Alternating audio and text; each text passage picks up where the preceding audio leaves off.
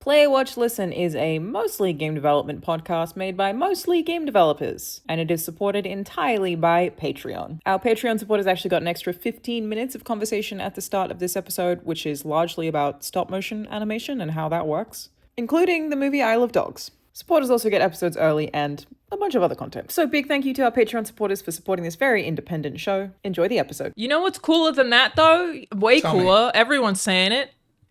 The Nintendo Switch 2. They made another one?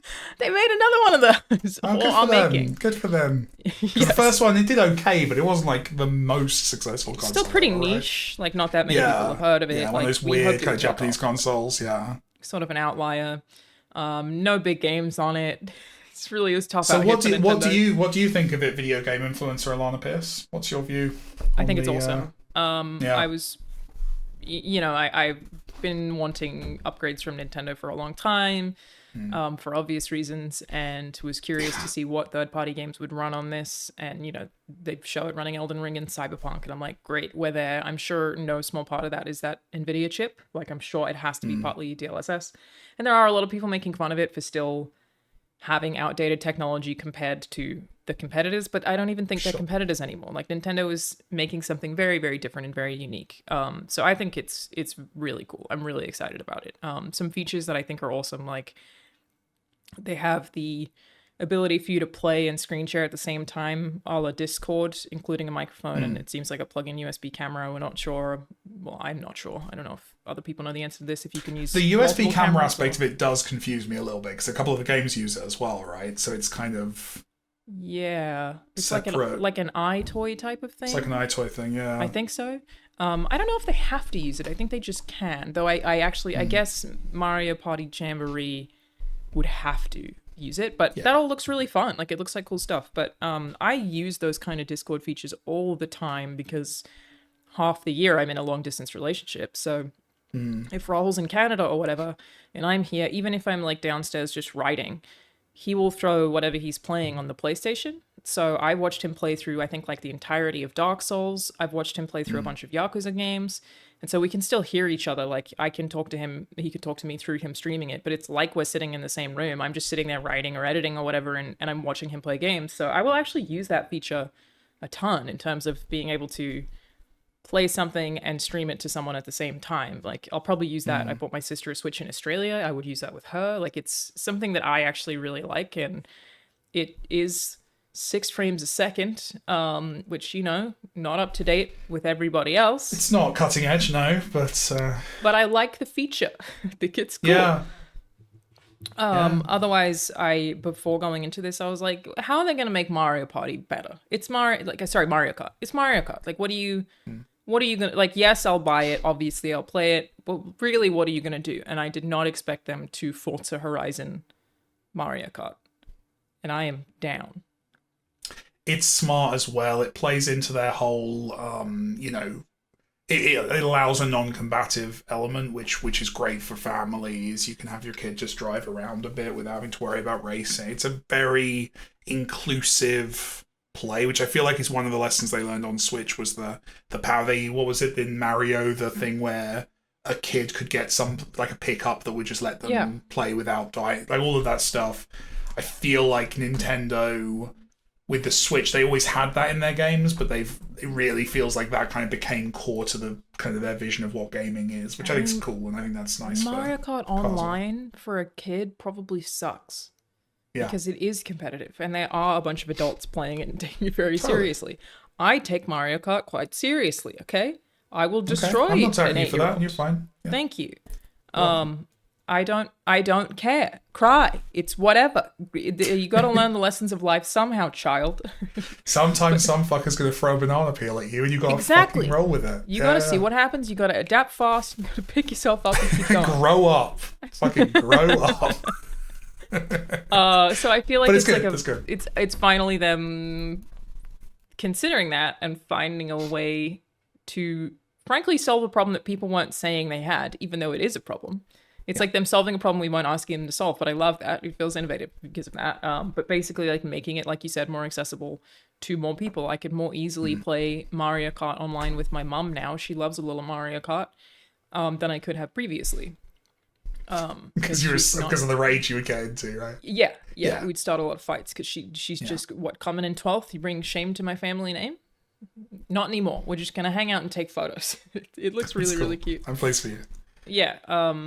So I'm super impressed with Mario Kart. I thought the Mario Party Jamboree stuff looked great. I think the size difference is something that I'm like really eager to just get a hands on with. I know people started doing that today in New York. I was going to ask you if you'd got a chance to try it. I've not. No. They only just started today, I think, or yesterday maybe. But that's true. Yeah. If I had tried it, I'd have to pretend I hadn't. You're absolutely right, but I haven't. Or have I? No, I haven't. He hasn't. Or have I?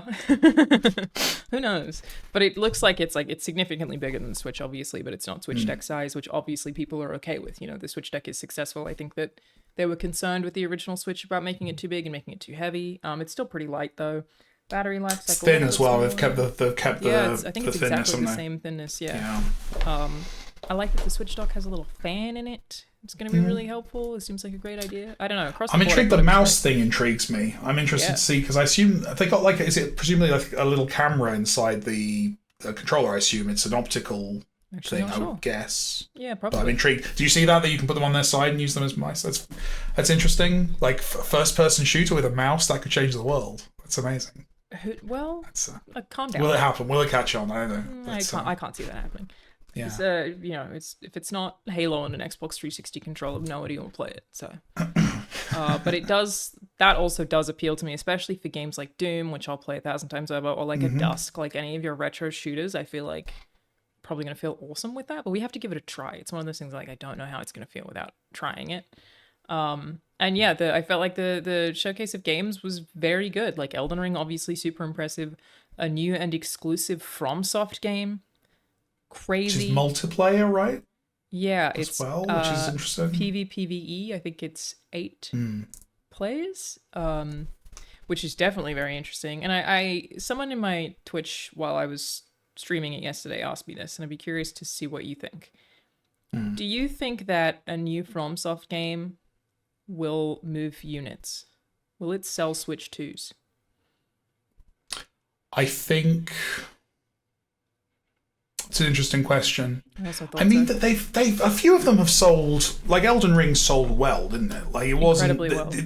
We think of it as a niche kind of thing with the previous ones, but no, Elden Ring sold well, so there's a big audience. I also think though it's a statement of intent. It's something like, even if you go back to I remember when the original Wii was announced, and you had was it Red Steel? Real Steel was a robots fighting movie with Hugh Jackman. Yes.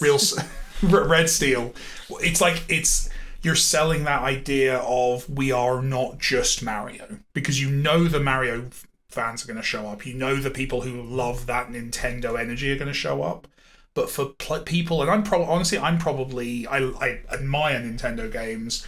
I wouldn't buy a Nintendo console if I genuinely only thought I was going to play Nintendo games on it. So I think having that range, for me, like Hitman, an excuse to play through my favorite game of the last 5 years, 10 years. Again, fuck yeah, I'll buy it for Hitman. And if you're a hardcore gamer, you probably like From Software games and see them as a seal of quality. And I think at this stage they're trying to establish that in a way that I think Sony and Microsoft have moved away from. Sony and Microsoft I don't think in terms of system sellers anymore. They're not trying to sell you a system, they're trying to sell you a subscription, whereas I think Nintendo still wants to make a statement that their hardware... PlayStation still are, or they wouldn't have... I guess their big third-person shooter games prove what I'm saying wrong. Like, they still have the big hits. Well, I mean, just the kind of games that Santa Monica Studio makes, those don't exist without the intent of selling hardware. The over-the-shoulder prestige picture, basically. Yes, I think those still do that. You're absolutely right about Xbox, though. I don't think that's their intention anymore. You're right. I shouldn't have lumped Sony. There's already 20 comments. I shouldn't have lumped Sony in with Xbox in that statement. It's still not to the same extent as they used to, certainly. But I think PlayStation though doesn't go for breadth necessarily with their promise. I think one of the reasons that oh my god, little robots nostalgically dressed. Astrobot. I was like, nostalgically dressed. Nostalgia vs. Robots. That's what this game is. Yes, like that felt weird because we weren't used to PlayStation going, and we're also for family players. PlayStation is kind of, I feel like PlayStation has focused in on the demographic that they think buys PlayStations. Like there's a very specific image. It's probably the person who was playing on their older siblings' PlayStation 1 and has come with the system through, and I think their PlayStation have kind of narrowed in terms of who they're targeting. And if you're that person, I'm that person, you love what PlayStation make, but it doesn't broaden. Nintendo, I think, are always thinking of like all those 4 quadrants, and I think that's why that presentation worked so well. Was I think having something for everyone in there was probably a big part of how that was put together, I thought. It's a really good point that I hadn't considered, is that having Cyberpunk, having the new FromSoft game, name I'm forgetting, Duskblood or something. Duskblood, yeah. It is? Vampires. Yeah, you're absolutely right that those are we can do those big boy games too. Play. It's and how sure console really launches used to be. I guess if you're like you remember this, but I imagine there'll be people in our audience who don't remember a time where a new console coming out had to have a racing game, had to have a shooter, had to have a platformer, had to have X, had to have Y. That's You're right. That's exactly what they've done. I hadn't. Yeah, because they've even that's got what the they've new done. It's old school. platformer, It's Nintendo. It's traditional. Yeah. Yeah. It's traditional until it isn't, and I think that's actually my favorite thing about the way that they make stuff is they will follow many a tradition, even in the way that they do their presentations. Like obviously not doing it at E3 anymore, but they really follow a structure and they don't really delineate from it, and they're very formal. But traditional until it isn't, in terms of this is the company that made the Labo. The tiny little mice thing is such a unique thing. Like it's not like PlayStation came out with a version of that, where you can break up the DualSense and turn it into like, it's such a, like they still find means to like give a new creative thing a try. Like you've got the console that people associate with handheld touch-based devices, and you go, the thing kids want is a mouse. They don't know it because they've probably not used one. There's a really interesting cyclical nature to that of like what's old is new again. I think that's really interesting as well. Yeah, they just they always surprise us. I don't think I saw anybody on the planet. Obviously, this is before yesterday. We kind of knew this from the reveal. But I don't think I saw anybody say, and the Joy-Con should act as mouse. Like, I don't think anyone was asking for that. No. But they were like, we'll throw it at you, and you'll like it. And you know what? I'm fascinated. I want to see. I want to get my hands on that and see how that plays. And totally. Or maybe I already have. But the performance looks amazing. Like, as someone who's just going through the process of like optimizing a game for Switch right now. Yeah. My goodness, is the extra headroom very attractive? Because right now, if you're a developer who's releasing things multi-platform, Switch is the very small gap you've got to squeeze through. And the second Switch 2 comes in and broadens that, that's going to be very liberating and exciting. Basically, you're saying that like if you want to make something for Switch as well, the current hardware limitations make that much more difficult than making something for just a PlayStation and an Xbox? Yeah, if you're making a multi-platform game and you want it on the big three, right? And you want PC as well, obviously, but that's a given. Yeah. If you want it on the big three, then either you have to effectively develop kind of 2 games separately, one for PlayStation and Xbox, one for Switch, or you have to build a Switch game and build up from there for the other platforms, which is what we do. So we've made a game that runs well on Switch and looks great on Switch. And then when you unleash it on the other places, we just turn a bunch of dials up and go, okay, well, we can have higher fidelity characters, we can have better lighting, we can do all of the things we can do. We can hit a higher frame rate, those kind of things. There are choices you make because the Switch version ultimately has to work. But once that restriction is lifted, it'll be interesting for us. If you're a big company, it doesn't work that way. You've got multiple teams doing different things, you're fine. But for people at my scale, yes, that does mean the bar's raised. At the point where players move from Switch to Switch 2, which obviously won't be the day the Switch 2 comes out. There will be lots of Switch players for many years to come.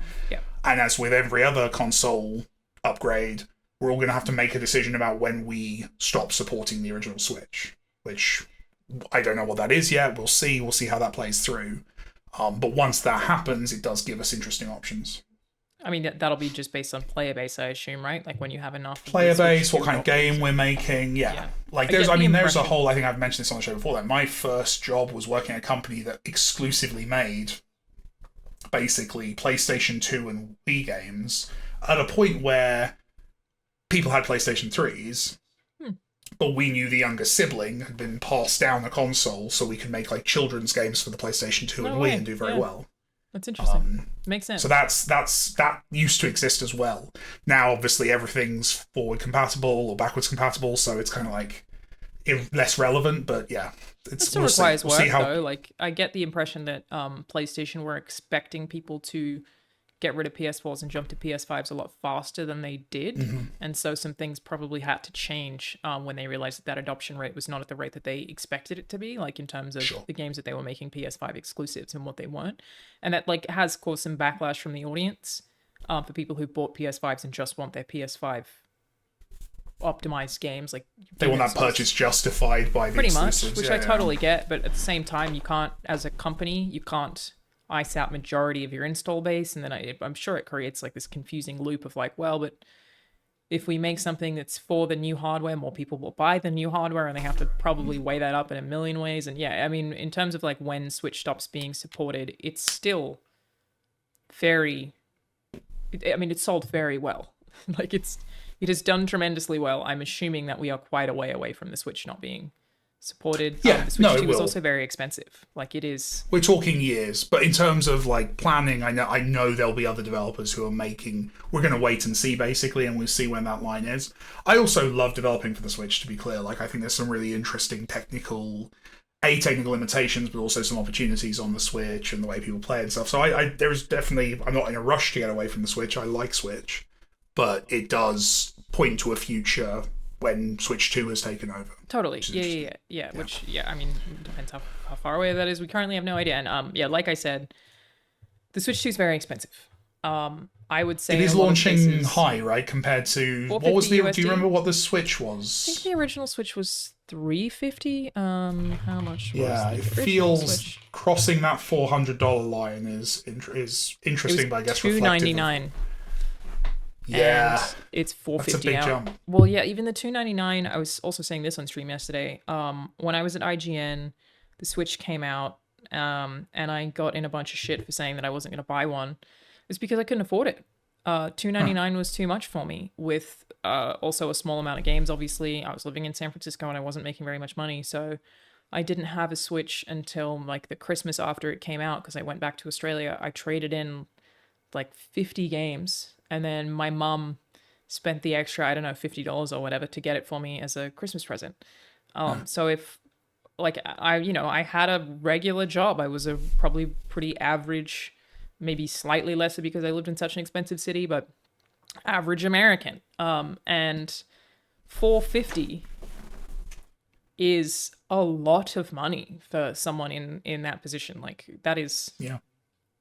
That is very expensive. It is obviously a significant hardware upgrade. I'm going to buy one. I'm now in a position where I can do that. And I keep saying I'm effectively like a video game hardware enthusiast. I will buy all of them at all times now. Like I always want to own all of them and try all of them. And so I will do that. But there's not been one that's come out that I've not bought in the last decade. So probably I will buy this. Yes. 100%. I even have all of the like Asus ROG Strix and all of the. Oh, wow. Okay. All of them. All of them. Yeah. All of them. Okay. Yeah. And I just like trying different things and seeing what I like and what I don't like, and also having them at this point, I guess. I don't know. It's the industry I work in and I have the money to do it, so I do it. Also, I think it's tax deductible for me anyway, but whatever, that's besides the point. But my point is $450. Tax dodging, Alana Pierce. It's not tax dodging, it's a business expense. Not dodging taxes. Okay, hold up now. You can't just throw that at green card holders and miss the year 2025. You're absolutely right. I apologize. I did not think about the extreme times we were living through. Thank you. I apologize. I always pay my taxes, and dear God, do I pay a lot of them. And also incredibly supportive of every politician that ever comes up in conversation. I've never said a bad word about one of them. I think he's doing the best job anyone's ever done. And now there's video records of you saying that you Nobody's could if you ever needed to point to. Wow, he made America great, and I can buy eggs again. Still killing me. Anyway, It's great. Hey. $450 is a lot of money. Yes. I don't feel like it's super accessible. There's also, been some controversy surrounding if the tariffs will impact that or if they have already. I kept making the joke yesterday that Trump didn't announce the tariffs until after the Switch 2 presentation. And the reason he threw them on there was he just wasn't happy with some of the showing. He was just like, yeah, Nintendo? Wow, you really didn't make Sonic and Mario go to the Olympics 3? Okay, eat tariff, bitch. Now it's on, yeah. Which we all have to pay for, but still, it's fine. Yeah, I don't know enough about their supply chain to actually know the answer. I suspect few people probably do. I'm sure there's people investigating that right now in the games press. I don't know where they manufacture, where they import through. I think I thought Vietnam for some reason, which did get hit with a pretty big tariff. Where is Switch to manufacture? Yes, this is a heavily Googled thing. It looks like China, Vietnam, which, yeah, I think I thought that Vietnam was one of them for some reason yesterday. I think I might have read something. Yeah. So, yeah, it could increase prices. I guess we don't know. No. Pending tariffs are priced into the... Okay, yeah, so some people think that the tariffs were already priced into the original high price of the Switch 2, which would mean they don't have to increase it. It's not a very Nintendo thing to do, to be honest. To increase something after they've already announced it would be an unusual move I'd from be them. shocked. Yeah. I imagine they probably, obviously, didn't know what the tariffs would be, but I'm sure there was a little bit of risk mitigation there of going, well, we'll say this higher price, and then hopefully that'll swallow it. Trump announced yesterday a 24% tariff on goods from Japan. So, at the very least, even if it doesn't cause Nintendo to raise prices, it could cause any of the retailers here to raise prices by 24%, obviously. Yeah. And that's there's the thing about tariffs that really, there's many issues, but it's just... Which we both support. Which we love. Tariffs. We love tariffs, they're great. Huge fan of tariffs. The key thing is you really get the impression that everyone involved knows exactly how they work and is doing all the people something who very voted smart. for it, like me, which I would have done if I could vote, but I didn't because that would be illegal. Yeah, and you respect the country you live in. Yes. Yeah. That makes it sound like I did vote. To be clear, I didn't vote. It's gone to layers of matter now. I didn't vote. This is a Christopher Nolan podcast at this point. Yeah. Too much satire. Too much satire. The thing about tariffs that I just feel like is so short-sighted from some of the people who are supporting them is we saw this with COVID. If retailers have an opportunity to increase prices, they will do it. And if the tariffs go down, they won't take those prices down. It's how price gouging works. Once they realize that they can get away with making things more expensive, which they can, because in this instance, they have a great excuse from the government, even if the government walks it back, which I'm sure if Trump does not manage his, not dictatorship, his great plan to run for a third term, we all support here on which I think is what the founding fathers had in mind. It's what they wanted. I think that's what they had. They said yeah, no there's a song 3 in Hamilton terms about it. Unless Lin-Manuel Miranda really made a whole rap about that. It'll get walked back if Dems end up in the next, even if another Republican ends up in running next. I would think that this is such a disastrous position to take financially. Not that I agree with that, but this is what the people are saying. That it will get walked back, but you won't see your shit get cheaper. It's such irreparable damage to the expenses of things that you have to pay for as just an everyday human. It's just woof. But yeah, Vietnam 46% tariff, Cambodia got a 49% tariff, and yeah, it's the second worst thing America's ever done to Vietnam. What do you refer? What's the other one? What are you referring can't to? think. Oh, can't remember. Who knows? Who's to say? Never happened. Interestingly, we had a moment like this in the UK a little while ago with Liz Truss. Tried to do essentially a lot of the same kind of things. Is she the one who got kicked out faster than that lettuce or whatever? Because she did this. She did this, and I think she lasted about, I can't remember, was it 30 days? It was very quick. Yeah, sorry. because Can you give the people she context tanked of the our lettuce economy. that I just referenced? Yeah, so it was a British tabloid put a webcam on a lettuce with a wig on it and said, "Who will last longer, Liz Truss or this lettuce?" And they had the webcam live feed, and the It was lettuce 30 days, wasn't it? survived longer. It wasn't 30 days actually. I'm thinking it was less than that now. I But also the think lettuce it may have been lasted less. longer. So Yeah. good. So good. That's crazy. I'm going to look up how long the lettuce lasted. I mean, let's see how the US dollar is looking right now.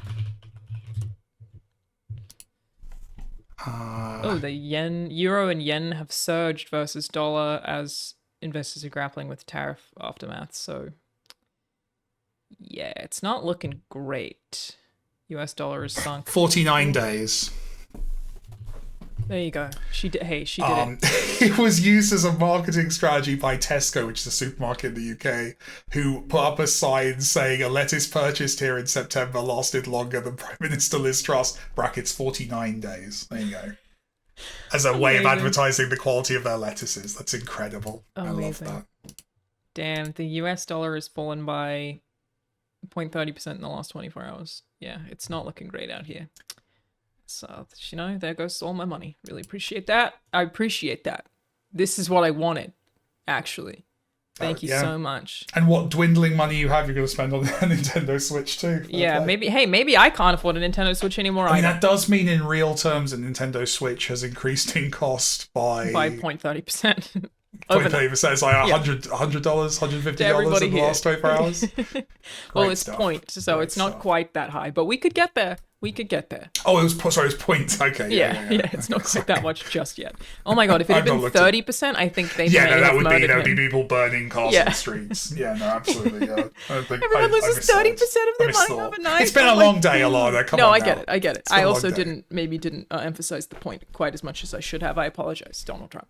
We both made mistakes. Let's leave it there. Made mistakes except the president. The other thing that everybody was kind of not expecting is $80 video games.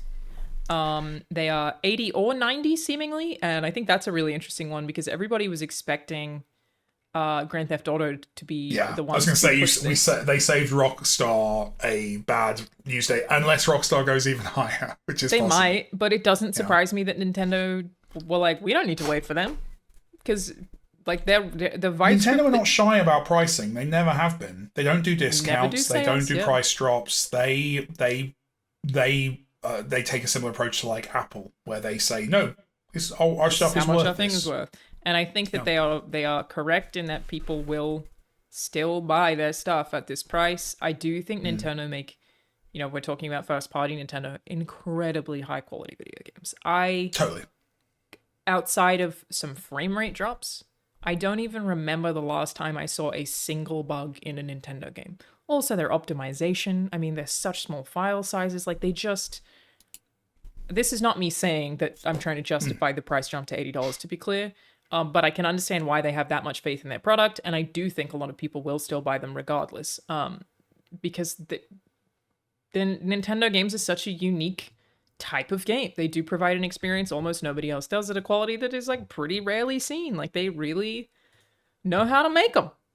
They know how to make them, but it was not expected. But now, that's the insight people come to this show for. We are Nintendo not afraid to say Nintendo know how to make games. They really do. They know how to make games. That's why. But you're right though. The quality is something like behind closed doors. It is. I don't know if this is probably. I assume this is also true at Santa Monica. Like, Nintendo is the gold standard. When you're talking to people about like what should we do technically, what should we do, I have the number of times a technical artist or a high level programmer, high experience level programmer will say, we gotta, we'll hold up Nintendo as an example of this is the watermark I will try my whole career to hit in terms of, like, say, performance. Nobody else ever does. It's crazy. Like, it takes a lot of time and focus and talent to get there, and most of the time games are made with not enough time. That's usually the thing. Also worth noting, like, we've spoken about this obviously a lot on this show before, but where layoffs are concerned,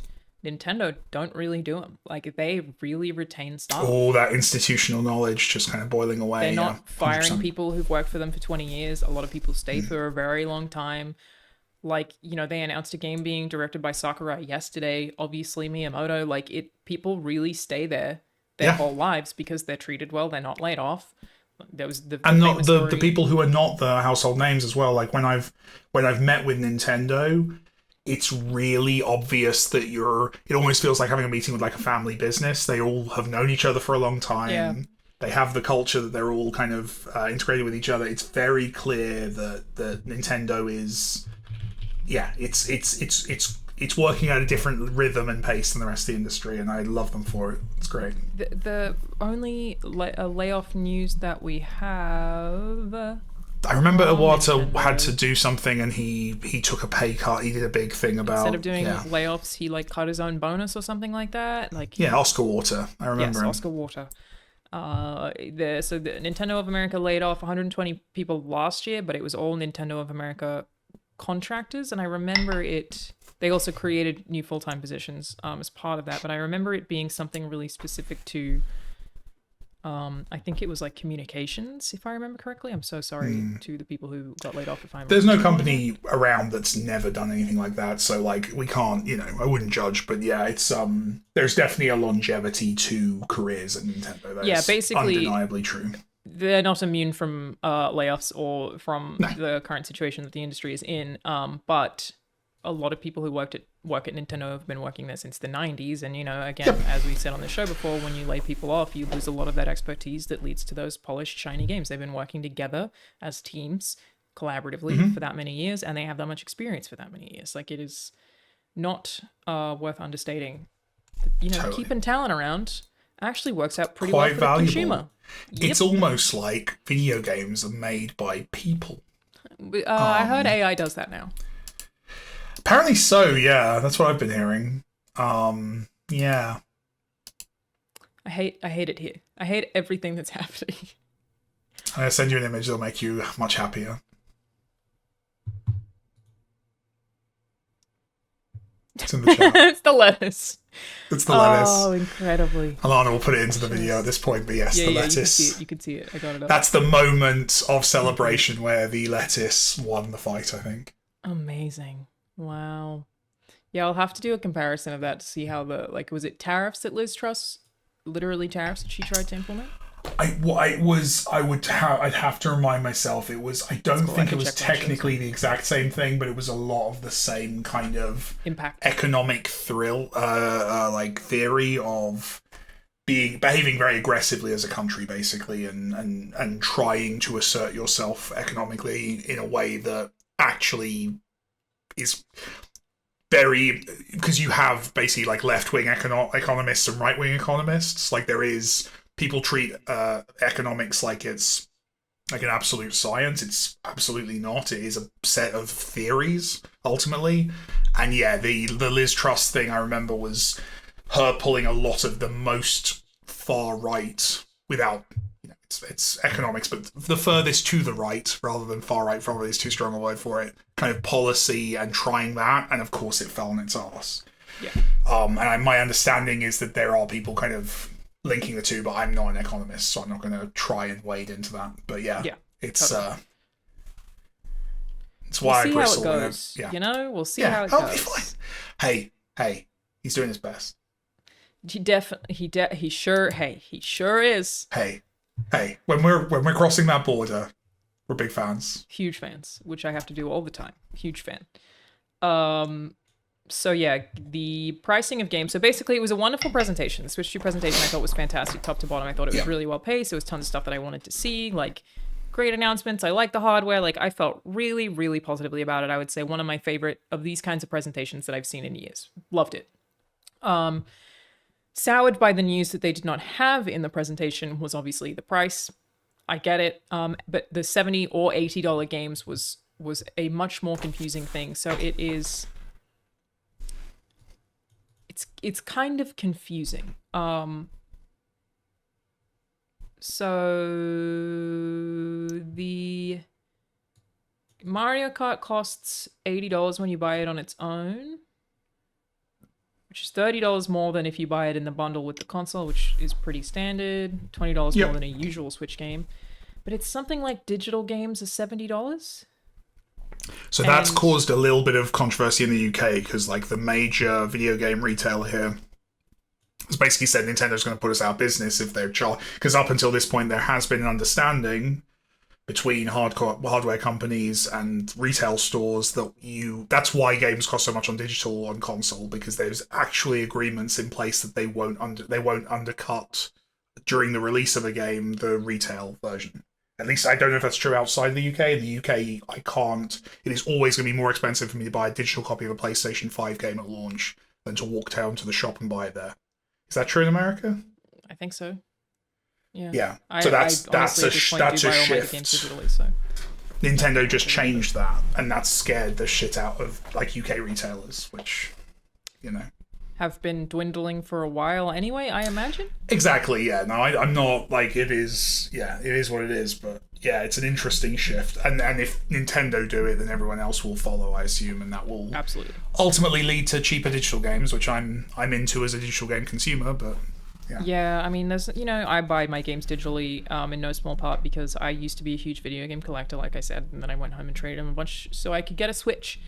I used to love having the collection. I still like it for preservation's sake, but when you have to move, they're annoying to move with.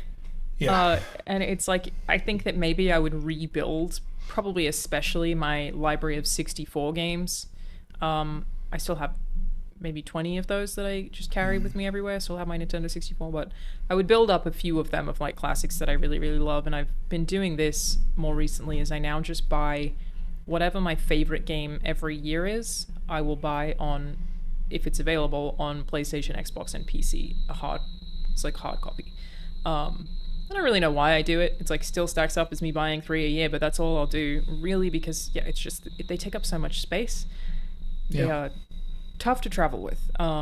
It's the ease of digital is what it is. I'm certainly not trying to shut any retailers down. That is certainly not the agenda. But there's so much more. But it is also, it's kind of price fixing in order to protect the bricks and mortar stores also seems dodgy, and I get it. Yeah. My problem is I stopped buying physical games, but I now just buy a lot of vinyl, which is stupid. Like hilariously, I have that same thing in that I have it's a compulsion once you get vinyls into it. Now, than I do video games. For a record player that we haven't even set up, we have it, but it's not plugged in. We just have vinyls. Yeah, a lot of them. Alana, it's going to change the way you write. It's the best writing tool ever because you get like a side on a record. It's just a lovely bite-sized chunk you have to get up away from your computer you're typing on, flip the disc over, sit back. It's lovely for creating a rhythm. You're gonna love it. That's interesting. I do. It's like a metronome for writing. It's so useful. I'm really bad about stopping once I start. I'll write for 10 hours. It's plug your record player in. My worst professional habit is that I always want to do everything in one sitting rather than breaking things up into work days. So I always want to go, okay, let me write this all at once, and then I will do my edit tomorrow. I haven't figured out a way to snap out of that. But I posted this on social media the other day that one of the games that I've been writing for, the way that I stop myself is I write on a laptop that's not plugged in. So when it dies... I do that with game development, yeah. 100%. If I know I've got something that I'm going to get lost in, I will 100% not plug my laptop in. I've been laying that trick on myself for a while. It's great, It makes me go eat, really makes me take a break, makes my brain reset. Like I'll go for a walk. It's so stupid that you have to do that, but it really does work. Like it's helped me significantly. You need to get that record player plugged in. It's going to change your life. It's a good idea. It's a good idea. Yeah, let's figure it out. We'll get Rahul on setting it up finally. But sorry, back to video game prices. So yeah, it's some games are $70, some games are $80 by the sounds of things. Like Mario Kart World is $80, but Donkey Kong sounds like it might be $7. I don't know. I'm unclear on this basically. But this is a really good point from the article that I'm poorly perusing is from Ars Technica, who said inflation alone is enough to justify these prices. A $60 game in 2017 would cost $78 now. Oh yeah, your N64 games you paid so much more money than this for, in relative terms. I can't remember what I saw that number. It gets updated every now and then, but like, say again. I bought them all secondhand. Well, yes, and that's when the they were thing cheap that for the record, because it was forever ago. If we get to digital only, that's obviously not. Yeah. Well, did you see there also their new game key card thing? So no, I don't know what that is. Nintendo also now has physical releases that are let's see if they're... Are they on still like a micro SD card or something, the games, or is it purely a digital license? They have game key cards, which, yes, they have like the same physical cartridge, but it's akin to the way that like PC games used to sell in retail stores, where you would sell a box, but it's just got a key in it. Except that with the game key cards, you do have to put the cartridge in. And that is your key, but then it just downloads it once you've put that in. So kind of, I mean, that's, to be fair, that's true of a lot of games on like PS5 and that. Totally. Right? There's a lot of games now that, it's just that are working that way. Interesting that they've specifically called it out as being separate. Because I sort of think if they hadn't, nobody really even would have noticed. But they are saying there are true physical copies of a game, which they are still able to do, again, because they're so fucking good at optimizing, that something as big and incredible as Odyssey can fit on a tiny little thing. These are, I'm guessing, for games that won't fit on their cartridges, and it is things that you just have to download. So maybe you buy Cyberpunk, so that's going to have to be game key card. Well, yeah, because you just got those texture assets. You've got the fidelity of a game like Cyberpunk. You can't. You have to. No amount of optimization is going to get you there. Game too big, which is also why a lot of the praise is going to the size of the Switch 2 is so much bigger in terms of storage than the Switch was. Oh, is it? It's got a bigger drive. Significantly. I think it's like 256. Like, it's up to Steam Deck kind of numbers. It's much bigger, which is also wonderful. Cool. But yeah, despite holding no game content, the keycard must be inserted each time you launch the game, just like any other physical cartridge, which is really fucking weird. Like, it's just seems so odd, you know? They're trying to transition everyone to digital. That's all that is. That is. Let's add enough hurdles that people because just from the description you just gave me, I'm never buying a physical Switch 2 game just based on everything you just said. It's cheaper and I don't have to deal with that. Yeah. Great. Okay. Yeah. You'd have to download it anyway, right? Like, yeah. I do actually have a number of physical Switch games, and that's the only ones that I'm getting at all anymore. Like I said, I really don't have any anymore. Majority of the ones that I even still own are all preview copies or review copies, because you can't trade those or do anything with them, and it's also kind of nice to have them. Like, I like having a little collection of, promotional only, that's what they say on them, and there's something kind of cool about it. It used to be the grey disc in the plastic wrapper, and well, the PlayStation ones, they just would give to you in like a little CD disc, so those are super ugly, or in one of those wrappers. The Xbox ones they'd still give you like a full Xbox case, but the front of it's like more opacity, and then there's this big yellow bar. I was gonna say it's like faded, right? The Xbox ones are just like a faded, yeah. And I think, like, especially because I haven't been media for quite a while now, there's something I look back on them nostalgically, and like I look at those discs physically, and it's like I have like a sense of how I felt when I received that thing, or like I still get a kick. I get a kick out of it. Like I remember years ago, Danny Wallace, who was obviously voiced Thomas Was Alone, and he was in a bunch of Assassin's Creed games. He knew I was a big Assassin's Creed fan, so he took me along. I think was it Syndicate? It might have been Syndicate, actually. Austin might have even been there. But it took me along to like the launch event for Assassin's Creed, and I got my little demo copy, and it was the coolest thing. I was so excited about it, because it's a little keepsake. It does feel great to get a free game. Like, even if you're in a position where you can buy games, it's not a big deal. It still feels nice. It's still a nice feeling. So yeah. Yeah, especially if you're still a fan, which I hope that I will stay forever. I've always said, as soon as I stop being excited about the little stuff like that, I shouldn't be in the industry anymore. Yeah. But I'm still there. I'm still a little fan. But yes, it is confusing which ones are $70 and which ones aren't. It's I guess, yes, Sony does charge this. It's also known Sony charges a similar $10 fee upgrade from PS4 to PS5 editions of games that will run on both consoles, which I still think kind of sucks, but whatever. I feel you. So yeah, some confusing price points, in that they're only confusing because there are so many to talk about, really. I'm sure this will be something that we will pick up very quickly and won't be confusing when the thing launches, but right now it just feels like so many different, and also this, and wait, this is this. Like, we all thought that the new 3DS, the new 3DS would be the most confusing thing on planet Earth, and really it was only confusing to parents, same as Xbox One. You know, we all thought that would be a disaster. We get it. You figure it out fast. And parents are just going to go and buy Mario Kart anyway. Totally. Like, you know, it's. I think that's the Nintendo. The thing that says Mario. Yeah. Exactly. Like it's the thing you know. Yeah. No, I'm excited for it. I'm looking forward to it. I will definitely use it as an excuse to play Hitman again. Dude, I'm a few Metroids behind as well, so I'll definitely pick up the 120 FPS Metroid, like 100%. You know, happy to see that 120 FPS on a Nintendo console. Never thought we'd see the day, dude. Crazy. Well, that's what's so exciting about Nintendo doing the upgrade. I'm fascinated to see like how our old stuff runs on it. Like we've got a couple of games out on. How many games have we got out on Switch? I think Thomas. I genuinely can't remember if Thomas Was Alone is out on Switch, but it probably is. I would say it is. Thomas Was Alone. Solitaire if Conspiracy, it's not, you're Subsurface dumb Circular. and you should fix that. Yeah, I think we've literally got like 4 or 5 games already out on Switch, and obviously Neutron's about to be on there as well. Like, I can't wait to see. I want to play Subsurface Circular at like 200 frames a second or something. So like, you wouldn't have to do anything, right? You wouldn't have to. I don't know. I don't know actually. That's I think I've not got any knowledge. I could go and ask someone, but I've not done so yet. Yeah.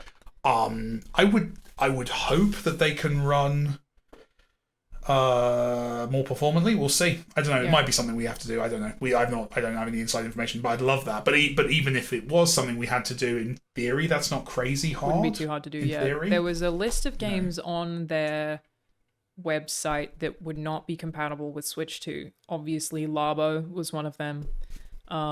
Ring Fit Adventure was one of them. Like games that like really specifically require Joy-Con or Ring Fit. I remember Ring Fit. I was really into Ring Fit for like a month. Dude, Ring Fit's great. I also didn't realize how many units it sold. There is totally going to be a Ring Fit 2. Like, it sold 15 million units apparently. No way. Well, that's what someone was telling me yesterday. Which again, this is Wii the Fit, worst. Genuinely, Wii Fit back in the day, I should have been on the posters for because I lost so much weight on Wii Fit. I really got my act together. I've since failed miserably in other areas, but like Wii Fit was like. My mum also worked out with it all the time. I used Ring Fit while I was boxing. Like it's hard. Ring Fit's really, really hard. I think that's why I dropped off it. Like I found it fun initially, but then I think I hit the line where I was like, this actually, they've tricked me. This is actually exercise. This is just fucking exercise. Yeah. You sons of bitches. Yeah, so exercise games need to stay on the right side of that line for me. I have to not notice that they're exercise for me. That's why I can do like the meta ones that I always rant about how much I love. All the VR fitness stuff games. you do is just really good for forget. that. Yeah. You just straight up even though they are straight up exercise, because you're like punching targets and you're in a space, like it just doesn't feel like working out. Like I can do it for hours. I love them so much. So as of March 31st, 2023, Ring Fit had sold over 15 million copies worldwide. One of the best-selling games on the system. Isn't that crazy? That's a number that doesn't happen. Like, that's wild. And it's a game that we just don't talk about. No. Demand for the game, of course, increased drastically during 2020, largely due to COVID and related closures of gyms. This led resellers in America to selling the game for over $300. Jesus. Isn't that nuts? You know one thing that Trump has done that I love, among all the things that he's done that I love? There's so many to choose from. So many to choose from. This one, not that I wasn't being serious about all the other ones, I'm being serious about. Yesterday, he signed an executive order to ban scalping. I cannot see how they would figure out how to do that. I was gonna say, how do you do that? No idea. Like, what's the police force you're gonna have to do? Absolutely, They're gonna just like hang out outside concerts. It's the idea is to ban resellers. Like online scalping, I assume. Yeah. Online resellers. Again, I don't know how you would do it, but I feel positively about it because it's like it's become so expensive to see live music in the US that you have to operate at a level of privilege to be able to go and see live music here. Like, unless it's a small band, it's niche or it's indie or like it's not super popular, they will all everything will be bought up by scalpers. Some of the websites do their best to skirt around this. Like I did yesterday, managed to get tickets. To some of the websites actively encourage it as well, right? 100%. I think Ticketmaster is really bad about it. And then they get a cut of resale, and it's like not only are the ticket prices pretty expensive anyway, once you get onto resales, a Taylor Swift ticket was costing people thousands of dollars. Like it's so inaccessibly expensive that is something that I'm like, well, this will be a thing that we see with Switch too. Like if the administration does figure out how to put a crackdown on that, I'm like, I'm down with that one. But I don't know how they would ever. Well, what's weird about it is you start to get into weirdness of like, but I thought Republicans liked the free market, free market, no government intervention in markets. Like I thought that was all big part of what they're for. I don't know. I think that Trump's thing is that Kid Rock told him to do it, and Trump will do whatever famous people say is cool, kind of. So yeah, I've only ever heard one Kid Rock song, and it's the one that was on the South Park album I had as a kid. I've never heard any other Kid Rock music. No. I think it's like real middle America Republican music. I think maybe it's like white guy rap. I think. Oh, I think he's rap. I have no idea. I think Kid Rock raps. I'm gonna go and listen to some Kid Rock after we've done this. The intention I'll find some choice was, what does it say? Ticket scalpers use bots and other unfair means to acquire large... So I guess they're like really specifically trying to get rid of ticket scalping bots, and maybe that people who are found to be using them will be punished in some way. But Kid Rock specifically was upset about... Oh, is it? You weren't kidding. It was Kid Rock. I was not kidding. Wanted that policy. Kid Rock was standing next to Trump while he was signing the order. Wearing the most ridiculous thing I've ever seen, which like I saw all these memes yesterday about how they criticized Zelensky for not wearing a suit, but Kid Rock was there in this like fucking disgusting American flag thing. Like it was terrible. Like, how dare you not wear a suit, President Zelensky? Like, it's crazy. I'm so excited about everything I'm hearing. This is great. Yeah, we're in the weirdest timeline. I saw a thing the other week where someone was like, what if we all died during COVID? This is hell. This is hell. we're all. This is the alternate timeline, actual hell, because we all died. I prefer that to the theory that David Bowie was an alien and left at the right moment. That's the one I've heard. That he was like, absolutely not. I've had enough. He was the guy. He was when the second he went, things went downhill. Damn. Yeah, except that we got the Switch 2, which by all accounts looks great, is just unfortunately expensive. And that's like really my whole takeaway is no hot take. I'm sure everyone feels this way, is that I thought it was a fantastic presentation. I'm really excited about the console.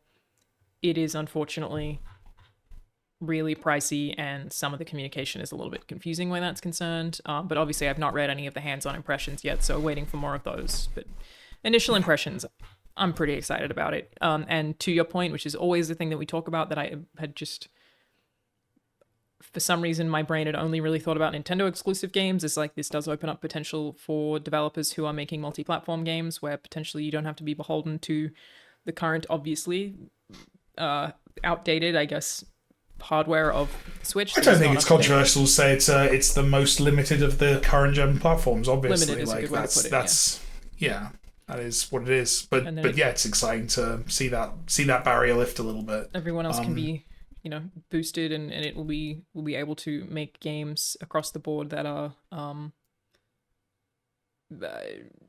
don't know how to phrase what I'm saying, but not technically limited by the hardware that is the Switch, which is great.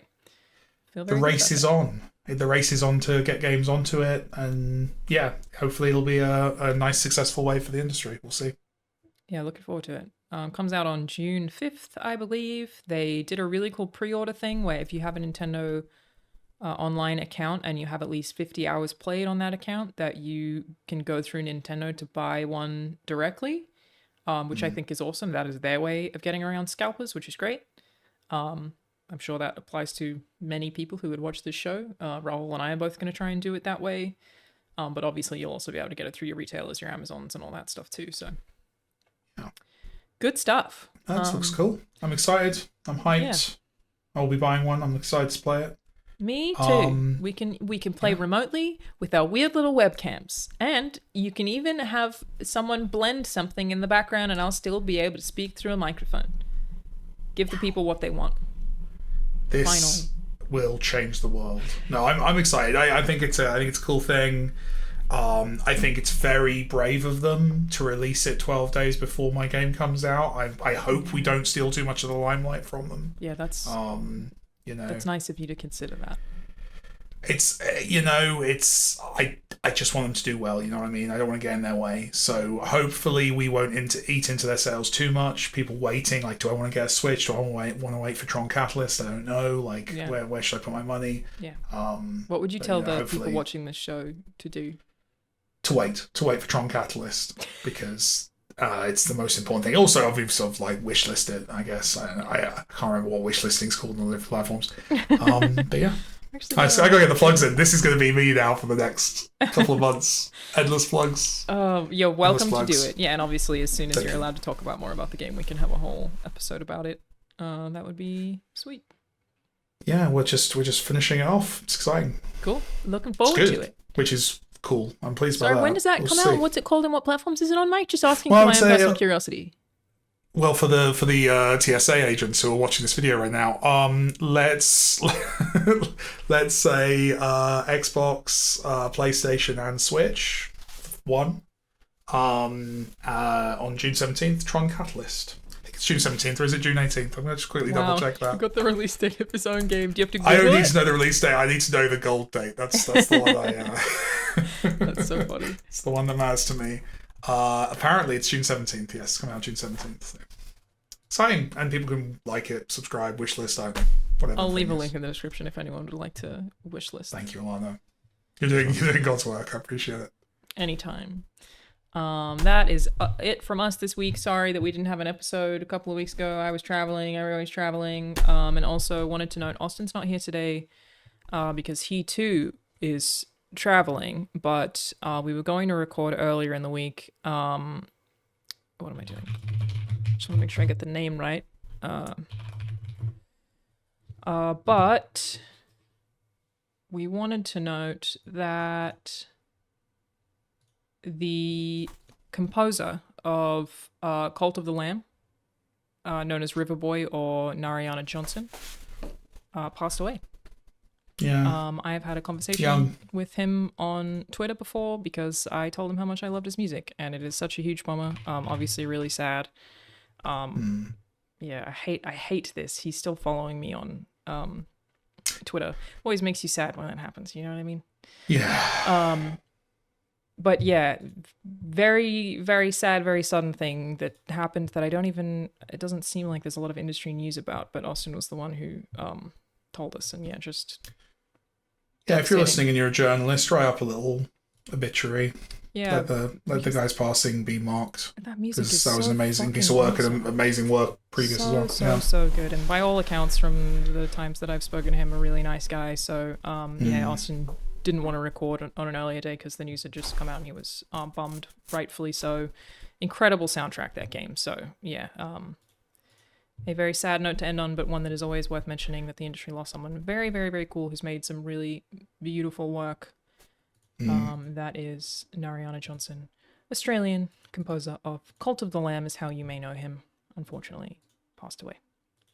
But on that note, we will see you all in a couple of weeks. We will see you next time.